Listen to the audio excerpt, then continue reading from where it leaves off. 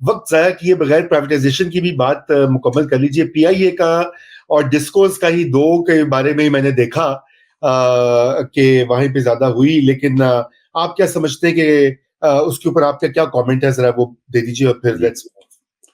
रजा, मैं इससे पहले कि प्राइवेटाइजेशन पे आऊं तो मैं जरा क्लैरिफाई कर दूं। देखिए, ये बिल्कुल सस्टेनेबिलिटी का बहुत ही एक क्रूशल आपने सवाल किया है, और सस्टेनेबिलिटी के लिए हम इसके ऊपर बारहा कह चुके हैं, बात इतनी ज्यादा की है कि उसके लिए आपको अपने इंस्टीट्यूशंस को रीबिल्ड करना पड़ेगा। राइट, मैं अगेन बार बार कहता हूं कि रीस्ट्रक्चर नहीं करना पड़ेगा, रीबिल्ड करना पड़ेगा, क्योंकि ये वो बिल्डिंग है जिसके ऊपर आप सुर्खी पाउडर लगा के उसको ठीक नहीं कर सकते, इसकी फाउंडेशंस खराब हैं।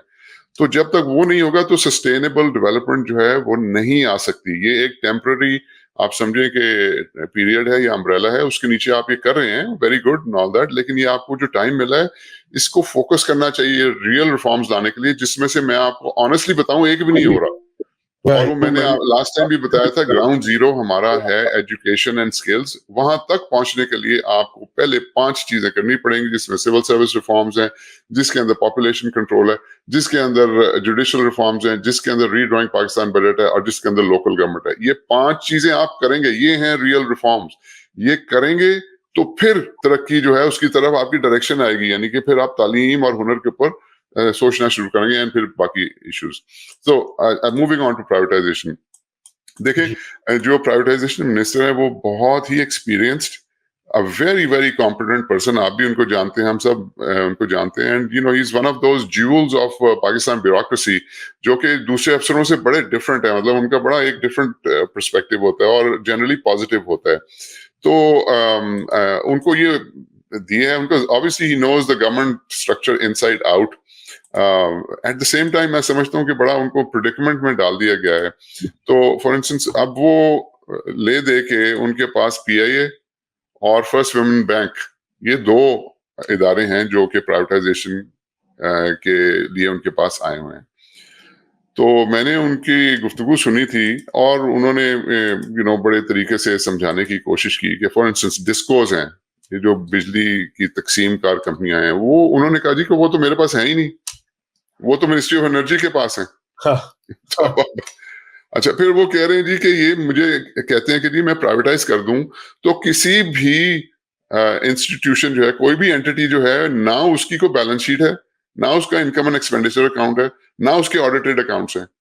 वो कहते हैं भाई मैं कहां से शुरू करूं? अगर आपने कोई चीज प्राइवेटाइज करनी है, किसी भी डिवीजन ने अपनी किसी भी एंटिटी को प्राइवेटाइज करना है, तो मुझे आप मतलब को उसके फाइनेंशियल तो देना। मैं किस बेस पे जाके किसी से बात करूं, या मैं अगर को फाइनेंशियल एडवाइजर्स अपॉइंट करूं तो मैं किस बेस पे उनको अपॉइंट करूं?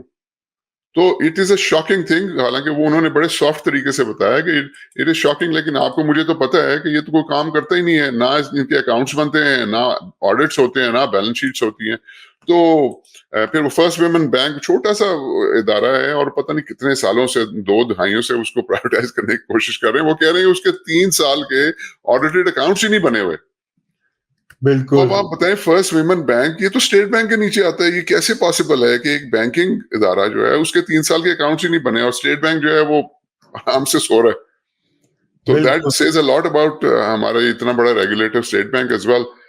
तो डिस्कोज वो कह रहे हैं कि जी वो मेरे पास तो है ही नहीं, वो तो एनर्जी मिनिस्ट्री के पास है। उन्होंने डिसाइड किया कि इसके अंदर जो है वो कंसेशंस देनी है 25-30 साल के लिए, मैनेजमेंट कंट्रोल देना है। तो वो कह रहे हैं इसका तो मेरे से ताल्लुक ही कोई नहीं, वो आप जाके मिनिस्टर ऑफ एनर्जी से पूछे। अच्छा, बाकी जो है ओजीडीसीएल, पीएसओ, पीपीएल वगैरह, वो कह रहे हैं भाई मेरे पास तो ये आई नहीं है, ये तो प्राइवेटाइजेशन लिस्ट में है ही नहीं। पाकिस्तान रेलवे का वो कहते हैं जी रेलवे मिनिस्ट्री से पूछे, वो मेरे पास उसका कोई अभी तक तो नहीं आया। तो आप रेलवे मिनिस्ट्री का भी आप सोच सकते, can you imagine Pakistan railway के ऑडिटेड अकाउंट्स बने हो? जी होंगे भी तो पता नहीं, वो जला दिए गए होंगे। अच्छा जी अच्छा, फिर बड़ी इंटरेस्टिंग उन्होंने बात की। उन्होंने कहा जी कि उनसे पूछा कि जी ये जो इस्लामाबाद एयरपोर्ट है उसको वो प्राइवेटाइज सुना है, वो प्राइवेटाइज हो रहा है, प्राइवेटाइज हो रहा है। उसका उन्होंने कहा जी कि वो मैं नहीं, वो तो एविएशन डिवीजन कर रही है। तो एविएशन डिवीजन जाके एक गैर मुल्की कंपनी से बात कर रहे हैं हमारे मिडिल ईस्ट की, और उन्होंने भी जो है वो आगे कहा है कि जी ये हम एयरपोर्ट तो कर लेंगे, हम तो दुनिया के बेशतर एयरपोर्ट चलाते हैं, बड़ी सक्सेसफुली चलाते हैं, लेकिन मसला ये है कि जब हम इस्लामाबाद एयरपोर्ट को करने हैं, वहां पे तो 20 एजेंसियां बैठी हुई हैं, तो आप हमें कंट्रोल हमें दे रहे हैं या ये उन एजेंसियों के पास कंट्रोल है? तो उन्होंने कहा बिल्कुल। जी ये पहले इन एजेंसियों को निकालें या इनको हमारे अंडर करें, कोई इसका कोई एसओपी बनाएं, तो उसके जब तक ये नहीं होता तो हम तो नहीं इसको लेते। लेकिन बहरहाल वो कह रहे थे कि ये मेरी रिस्पॉन्सिबिलिटी नहीं है, ये इसके लिए आप एविएशन डिवीजन से बात करें। राइट। तो एयरपोर्ट्स के लिए एविएशन से बात करें, डिस्कोस के लिए एनर्जी से बात करें, पाकिस्तान रेलवे के लिए रेलवे से बात करें। तो वो इतने कॉम्पिटेंट बंदे को वो आप ले दे के वो एक फर्स्ट वुमेन बैंक रह जाता है जिसके 3 साल के ऑडिटेड अकाउंट्स ही नहीं है, और पीआईए रह जाता है जी, वो पीआईए फिर उसी के ऊपर फोकस है। तो पहली बात तो ये है कि हमारा जो प्राइवेटाइजेशन का प्रोसेस है वो कंप्लीटली कंप्लीटली इस वक्त जो है ना लॉक जैम में है। एंड मुझे अफसोस ये होता है कि हमने अपने वही मैं यही कहता हूँ जी, हमारे बेस्ट बंदे जो है ना वो सिविल सर्विस के अंदर आते हैं और फिर हम उनको ऐसी प्रिडिकमेंट में डाल देते हैं कि वो कुछ कर ही नहीं सकते। अब देखें ना वो क्या करें,